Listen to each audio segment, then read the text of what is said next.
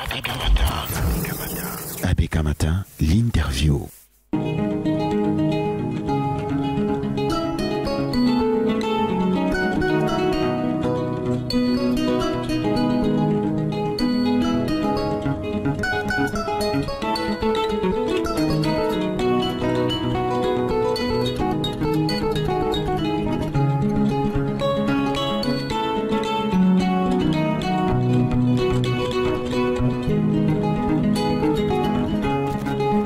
Merci à ceux qui nous rejoignent à l'instant. Vous êtes sur la fréquence utile et agréable 89.9 FM. L'émission c'est ABK Matin et le slogan c'est bien sûr, je l'ai dit tantôt, la fréquence utile et agréable. Et nous recevons dans le cadre de l'entretien de ce matin Didier Yimkwa qui est des nôtres depuis les toutes premières heures de cette émission. Avec lui on va parler du transport urbain. Et s'il le veut bien on va dire un mot sur le mémorandum du MBAM et puis même les mémorandas de manière générale, et on parlera du projet bus rapide transit et la circulation dans la ville de Douala. On s'intéressera beaucoup plus à la pénétrante Est. Est-ce qu'il a un choix? Est-ce qu'il a un sujet par lequel il souhaite qu'on commence cet entretien?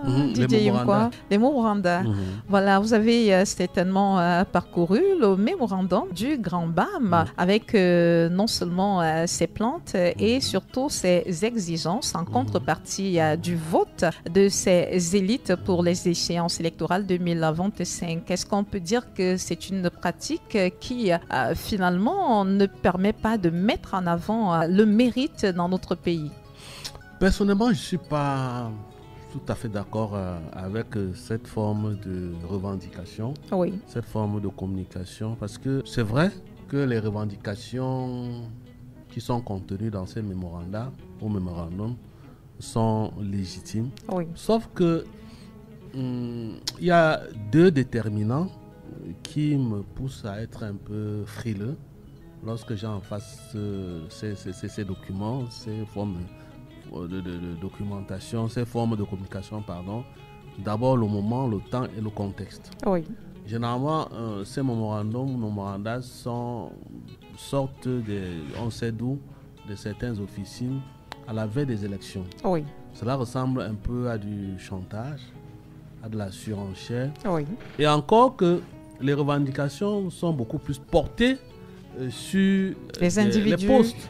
Parce que, Fifi, il y a quelqu'un, je crois, c'est Michel Foucault.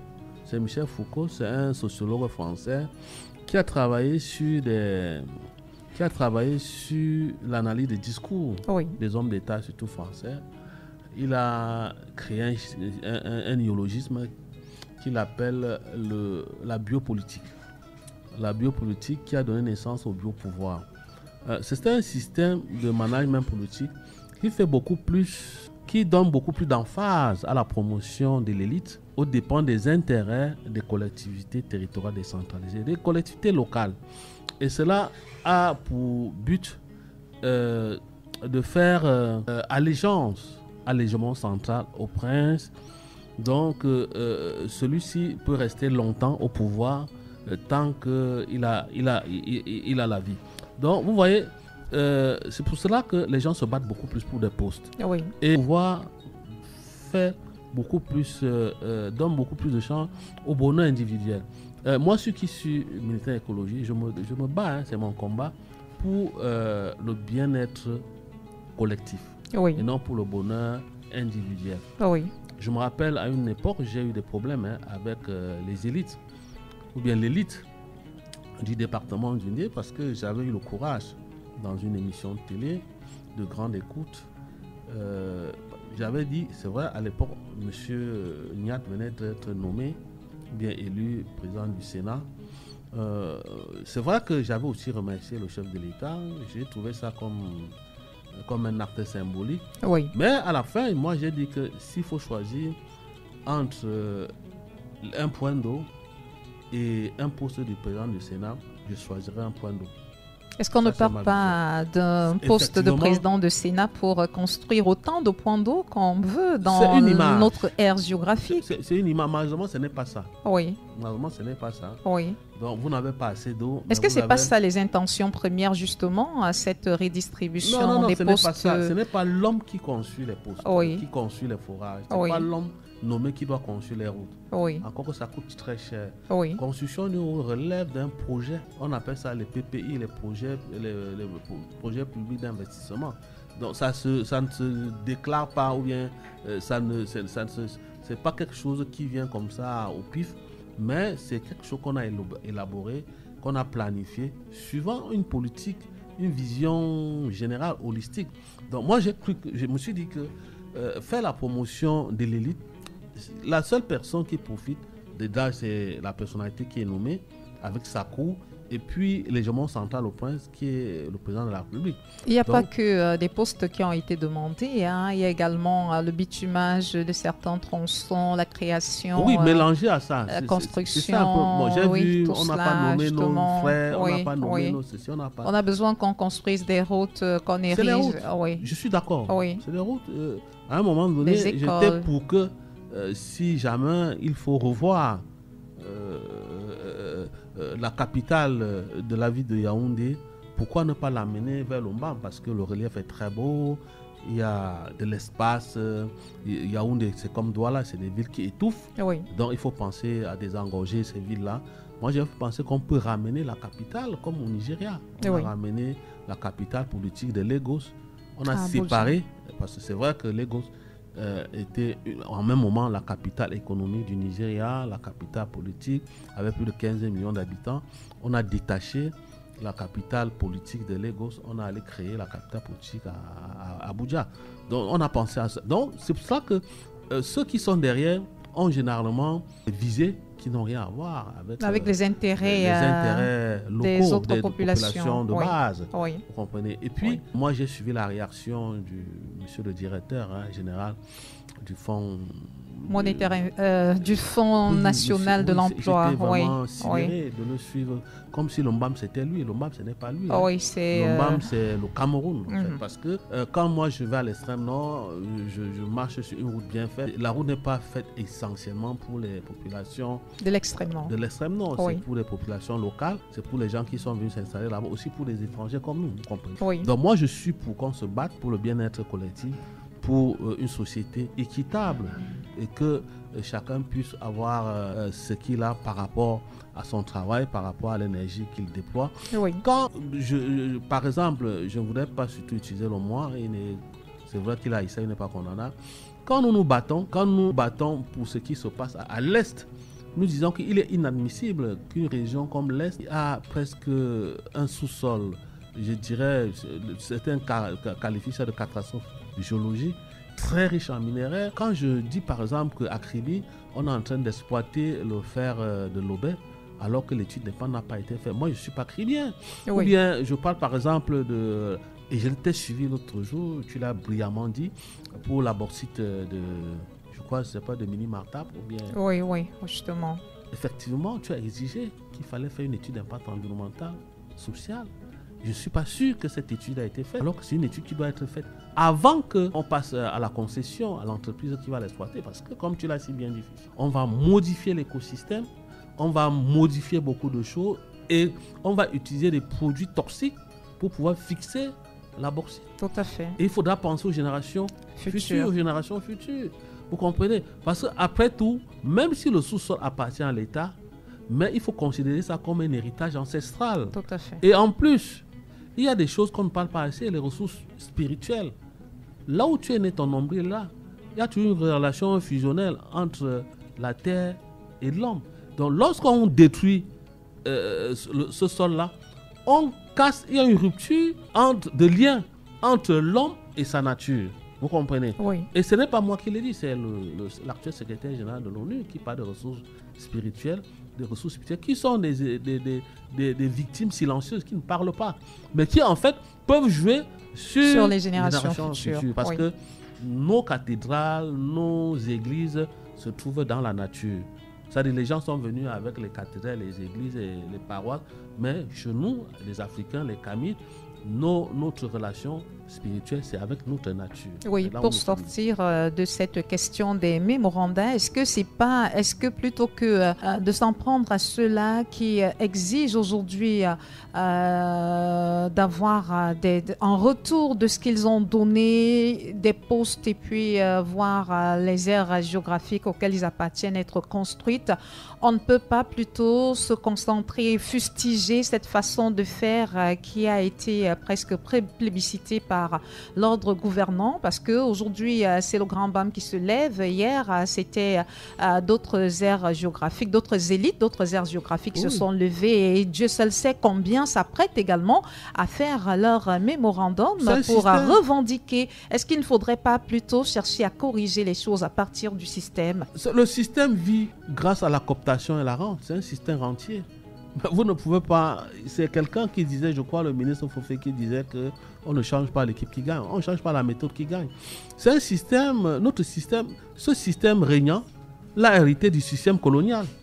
L'administration coloniale a toujours conçu cette façon de faire sur la division comment on appelle ça, des localités, sur l'antagonisme entre des personnalités. Quand vous allez dans une ville, je suis convaincu que même dans ton département d'origine, tu vas voir qu'il y a des élites qui sont tout à fait, oui. La plupart du temps, c'est même, comme ça. C'est le triste... Ces antagonismes sont entretenus par le système, parce que cela permet de renforcer ce que le professeur Onanguini appelait autrefois le gouvernement perpétuel. C'est-à-dire la pérennisation d'un système. Ça a été bâti, construit comme cela. Qu'est-ce que vous voulez? Donc s'il faut changer, il faut changer tout le système, tout le squelette du système.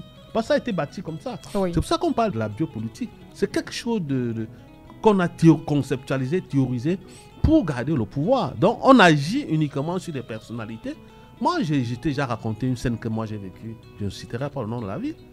On a nommé quelqu'un, il rentre chez lui pour dire merci au chef d'État, au président de la République. Il invite tout le monde.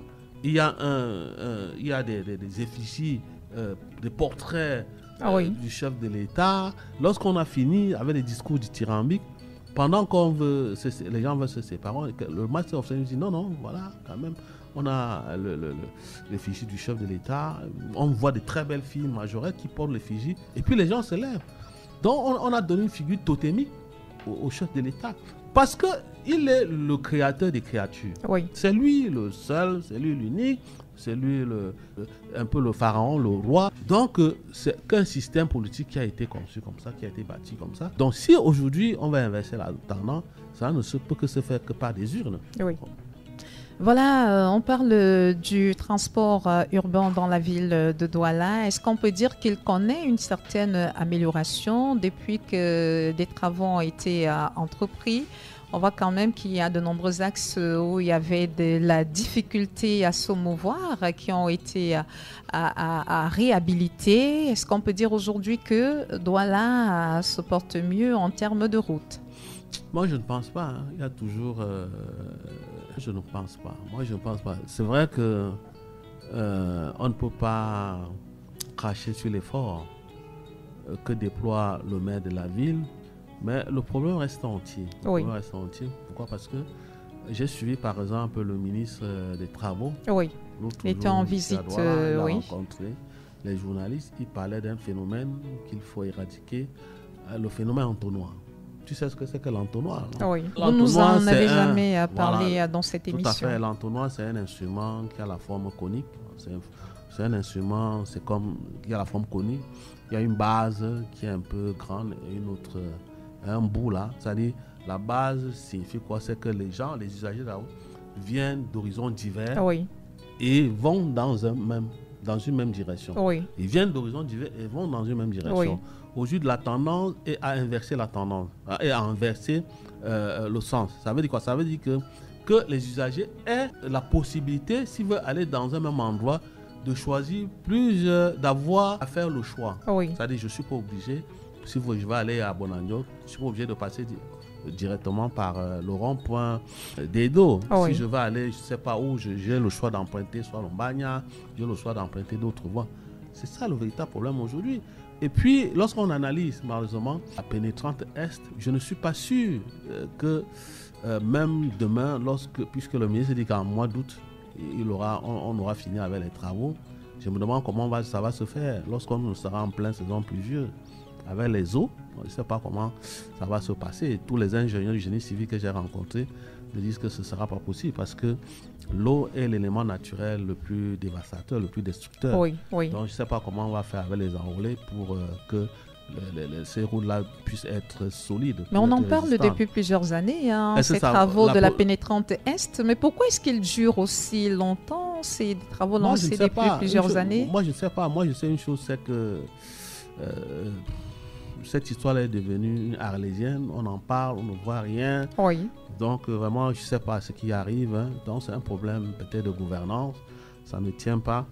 Et puis, moi, je pense que là aussi, je n'en déplaise au ministre Njoumessi, oui. Ce n'est pas la pénétrante. Est-ce qu'il va régler le problème, le phénomène entonnoir? Oui. Voilà. Ça, pourquoi? Parce que lorsque on prend Yassa, Harry, je ne sais pas quoi, Ndokpassi, il n'y a pas assez de voies de contournement. Donc, toutes ces populations-là vont sortir, vont se retrouver sur l'axe. Et puis, le problème ne sera pas résolu. Donc, peut-être qu'il faut penser à d'autres voies. On est très mal parti parce que on a eu la malchance que les premiers occidentaux qui sont arrivés à Douala avaient pour seul objectif faire du commerce, oui. transformer l'Ovouri en un comptoir colonial. Et ceux qui les ont remplacés, eux aussi, n'avaient pas une vision. Parce qu'ailleurs, on bâtit une ville en tenant compte de son identité. L'eau est l'identité dans la ville de Douala. Et on a la chance, et c'est vraiment la chance, d'avoir une ville qui est arrosée par presque 9 rivières. On aurait pu développer le transport fluvial qu'on n'en serait pas là. On n'aurait même pas de moto. Vous avez le Kondi, vous avez le Tongo Bassa, vous avez le Beseke, vous avez le Mbopi, vous avez le Bobongo, vous avez le Sapé ici à côté de nous. Donc vous avez plusieurs rivières qui, s'ils étaient bien vraiment entretenues, on l'aurait utilisé pour le transport, pour la mobilité urbaine. Tout le monde a vu, par exemple, à l'ouverture des Jeux Olympiques, oui.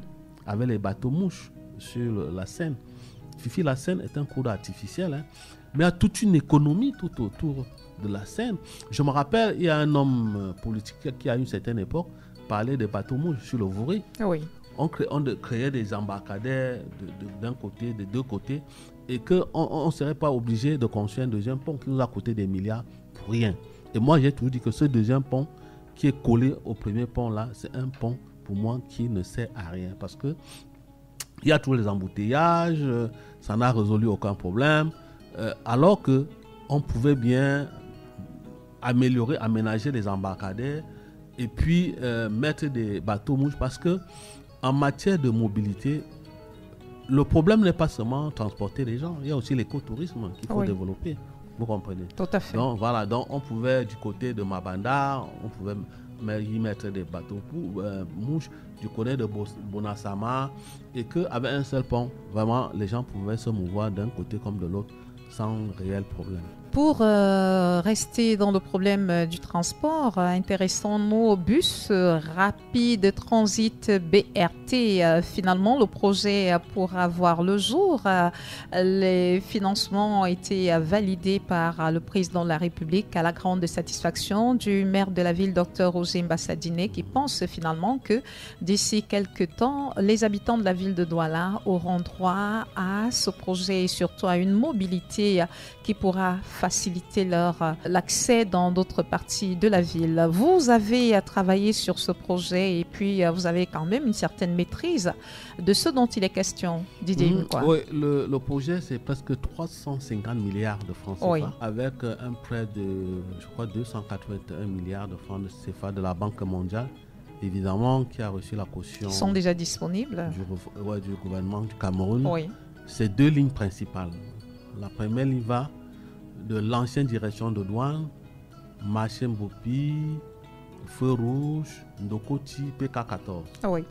La deuxième ligne va de Ndokoti, marché Madagascar, Carrefour J'ai raté ma vie et Yassa. Ça fait 44 stations et oui, je crois 44 stations et 4 terminaux. Oui. Quelque chose comme ça. Donc c'est vraiment un gros projet. et même sur le plan de l'environnement, parce que de plus en plus aujourd'hui, on parle de réduction des émissions de gaz à effet de serre. Oui. Et en matière de transport, il faut promouvoir le transport urbain de masse. C'est une occasion de réduire nos émissions de gaz à effet de serre. C'est quelque chose de formidable parce que ça va rendre la mobilité urbaine vraiment très fiable, moderne et surtout sécuritaire. Donc, il y a sur beaucoup de plans, beaucoup d'aspects, c'est vraiment une innovation, Oui. ce programme-là. Mais sauf qu'au départ, on était à PK, la première ligne, on va en aller jusqu'à PK14, mais on a la population qui s'étend. On n'a pas pris peut-être en compte le phénomène d'étalement d'environnement humain, parce qu'on est déjà à PK17. Oui. On a Ngombe, qui est déjà à Oui. PK20, c'est-à-dire la décharge de Ngombe. Il faut en tenir compte. Avec une station de traitement de boue sanitaire qui est presque à terme, hein, parce que la station est presque déjà praticable. On est déjà à PK22. Donc, ce sera peut-être pour le maire Mbassa-Diné quelque chose de formidable. Peut-être l'histoire retiendra que c'est à son aire qu'on a construit ces 2 lignes modernes. Bus rapide transit, il faudrait déjà expliquer à certains de quoi il serait question exactement. C'est comme le métro. Oui. C'est comme le métro qui a des voitures très très modernes, Oui. donc climatisées. Oui. Bon, maintenant, il faut penser, il faudrait que les populations adhèrent, parce que c'est ça aussi un autre aspect. Il ne faut pas vraiment négliger cela. Il faut que les populations adhèrent à ce projet. Oui. Parce que si les populations n'adhèrent pas à ce projet, ce sera un fiasco. Tout à fait. On aura investi 2 rien. milliards de francs CFA et puis les populations ne comprendront même Voilà. pas Il faut quel est expliquer aux l'intérêt populations, qui est le encore leur. que Oui. On va mobiliser près de 12 milliards Oui. pour indemniser les gens qui sont sur l'emprise. Oui. Donc, il faut expliquer aux populations qu'il faut surtout s'appuyer sur la co-responsabilité, Oui. la copropriété, pour dire que c'est notre projet à nous, Oui. c'est pour rendre notre ville propre, avec un modèle de transport moderne. Oui. Donc, il faut que tout le monde... Limiter les embouteillages, Tout à fait. sinon les éviter si vous avez une complètement. maison sur l'emprise, que ce ne soit pas... tu sais, on dit souvent que pour faire les omelettes, il faut casser les œufs. Tout à fait. Il faut accepter de casser ses œufs. Pour ce grand projet-là, il faut que les populations adhèrent. Je parle pour moi, hein. Oui. Donc ce n'est pas la communauté urbaine qui m'a envoyé ici. Je parle en tant que militant écologique parce que moi, j'aime des choses qui ont trait à des projets qui vont dans le sens de la réduction des gaz à effet de serre. Et surtout que c'est en parfaite cohérence avec les engagements du président de la République à la veille de la COP21 à Paris, lorsqu'il parlait de réduire nos émissions de gaz à effet de serre Oui. de 32% et que beaucoup d'activités devaient être revues, devaient subir des transformations, évidemment comme le transport. Donc c'est quelque chose de formidable. Bon, j'espère que c'est pas pour faire la campagne, même si c'est pour faire la campagne, l'essentiel c'est qu'on ait notre transport moderne. Merci Didier Yimkwa d'avoir accepté de répondre à nos questions dans le cadre de cet entretien. Merci Fifi, bon week-end. Merci, meilleur à vous. Vous pouvez désormais suivre toutes nos émissions en live et en podcast via notre site internet www.abkradioofficiel.com, mais aussi en téléchargeant notre application ABK Radio Officiel sur Play Store et App Store.